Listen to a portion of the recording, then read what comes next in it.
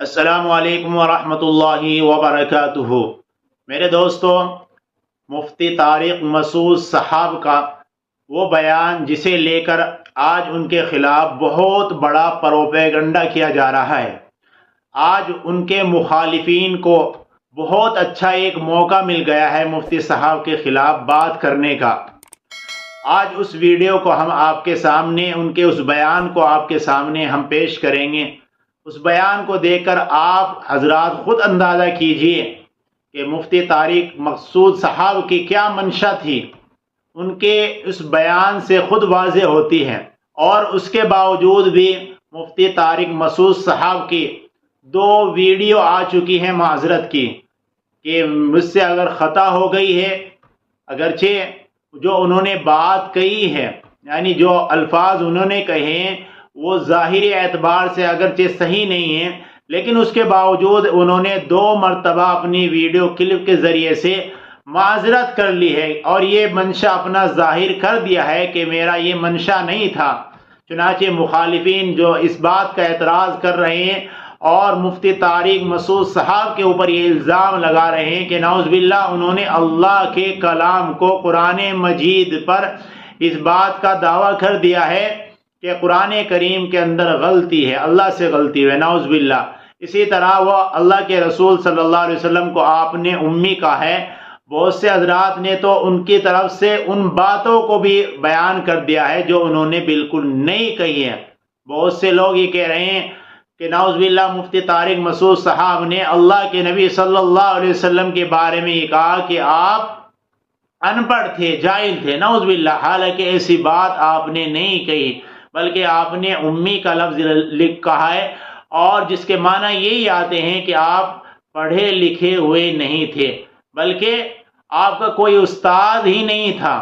تو مفتی طارق مسعود سے ظاہری الفاظ کے اندر جو ہلکی سی چوک ہو گئی ہے، حالانکہ انہوں نے اپنا منشا بھی ظاہر کیا ہے، اپنی ویڈیو کے اندر انہوں نے جو غلطی ہوئی ہے اس کی بھی معافی مانگ لی ہے، لیکن مخالفین کو میرے دوستو ایک بڑا اچھا موقع مل گیا ان کے خلاف بات کرنے کا، ان کے خلاف الزامات عائد کرنے کا، انہیں گستاخ رسول کہنے کا۔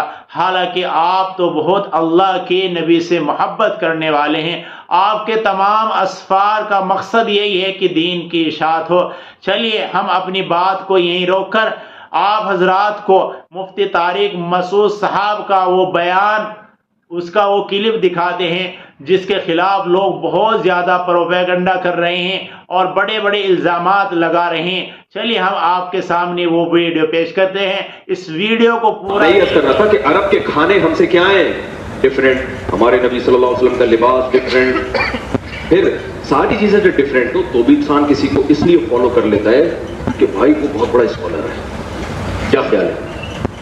جاپانیوں کو ہم فالو کر لیتے ہیں، ان کی اسپیچز سن لیتے ہیں، یوٹیوب پہ سرچ کر لیتے ہیں، بھائی یہ پڑھے لکھے لوگ ہیں، بھائی سمجھ رہے ہیں، یہ کوئی پی ایچ ڈی اسکالر ہوگا، کوئی سائنٹسٹ ہوگا، کوئی بہت بڑے بڑے اسکالر ہیں۔ ہمارے نبی کے بارے میں پوری امت کا اجماع ہے، بھائی نہ لکھنا جانتے تھے اور نہ پڑھنا جانتے۔ ابے بھائی پھر کیوں فالو کر رہے ہو یار؟ خود بول رہے ہو کہ نہ لکھنا جانتے تھے اور نہ پڑھنا، امی تھے۔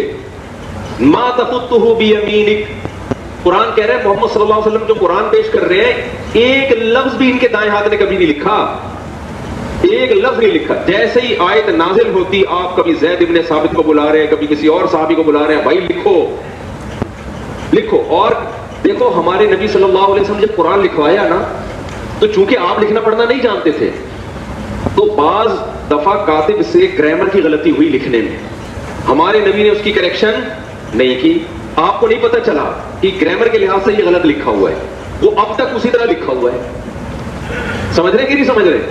مثال کے طور پر بہت ساری مثالیں اس کے قرآن میں، سورہ اقرا بسم ربک الذی خلق میں کیا آتا ہے؟ کلا لئن لم ینتہی لنسفعا بالناصیہ، اللہ کہتے ہیں اگر یہ کفر سے باز نہیں آئے ہم ان کو پیشانی کے بالوں سے پکڑیں گے قیامت کے دن۔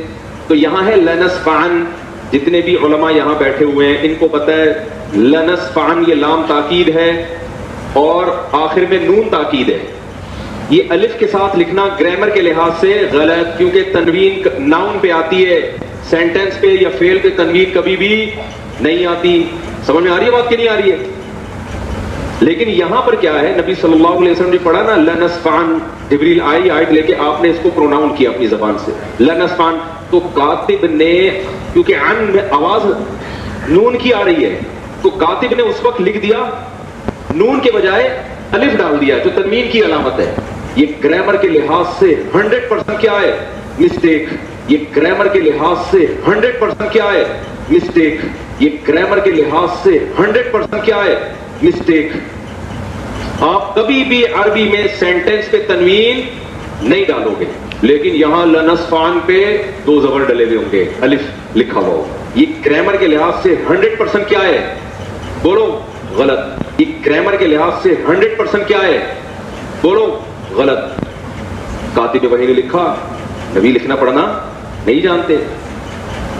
اور کمال کی بات ہے جو لکھا آج تک کوئی مائی کا لال پیدا نہیں ہوا کہ اس کو نون بنا دے. اب کہنے کے لحاظ سے اوپر سے تو لگے گا یہ غلط ہے، لیکن بھائی اللہ نے یہ اس لیے ہونے دیا، بتا دیا کہ محمد صلی اللہ علیہ وسلم واقعی امی تھے. نمبر 2، ہم نے اس قرآن کی حفاظت ایسے کی ہے کہ اگر ظاہری لحاظ سے اس میں کوئی غلطی لکھنے میں، ظاہری لحاظ سے، ورنہ تو اس میں بڑی حکمت ہے کہ ہوئی بھی ہے، ہم نے اس کی بھی کریکشن کی کسی کو اجازت نہیں دی. کہ بھائی اللہ نے یہ اس لیے ہونے دیا، بتا دیا کہ محمد صلی اللہ علیہ وسلم واقعی امی تھے. نمبر 2، ہم نے اس قرآن کی حفاظت ایسے کی ہے کہ اگر ظاہری لحاظ سے اس میں کوئی غلطی لکھنے میں، ظاہری لحاظ سے، ورنہ تو اس میں بڑی حکمت ہے، ہوئی بھی ہے، ہم نے اس کی بھی کریکشن کی کسی کو اجازت نہیں دی. جو ہے جیسے لکھا گیا ایز اٹ از چلا رہا ہے. بڑے بڑے عربی گرامر کے ماہرین آئے، انہوں نے بتایا سینٹینس پہ تنوین نہیں آتی، 2 زبر 2 زیر 2 پیش نہیں آتے، نہیں آتے. یہاں آئے ہوئے ہیں، پتہ نہیں کیوں آئے ہوئے. بھائی اس وقت لکھا ہی ایسے تھا. جس کتاب کی میرے بھائی ایسے حفاظت ہوئی ہو کہ اس کی گرامر کی ایک مسٹیک، اگر ظاہری لحاظ سے میں مسٹیک کہہ رہا ہوں ہوئی ہے، اس کو ٹھیک کرنا کسی کے لیے ممکن نہیں ہے. تو جو ٹھیک آئے تھے ان کو کون چینج کر سکتا ہے؟ نہیں آئی میرا خیال ہے بات. تو بھائی ہم فالو کیوں کر رہے ہیں محمد صلی اللہ علیہ وسلم کو؟ جب نہ آپ لکھنا جانتے، نہ آپ پڑھنا جانتے، نہ آپ کا کلچر ہمارے کلچر سے میچ کرتا، آپ کی خوراکیں ہماری خوراکوں سے الگ. کیوں؟ وجہ اس کی بھائی ہم، نبی کی ایک حیثیت ہے بشر، ایک حیثیت کیا ہے؟ Messenger of God. آپ نے کہہ دیا میرا اپنا کوئی پیغام نہیں ہے، میں جو کچھ کہہ رہا ہوں میں نہیں کہہ رہا. یہ کون کہہ رہا ہے؟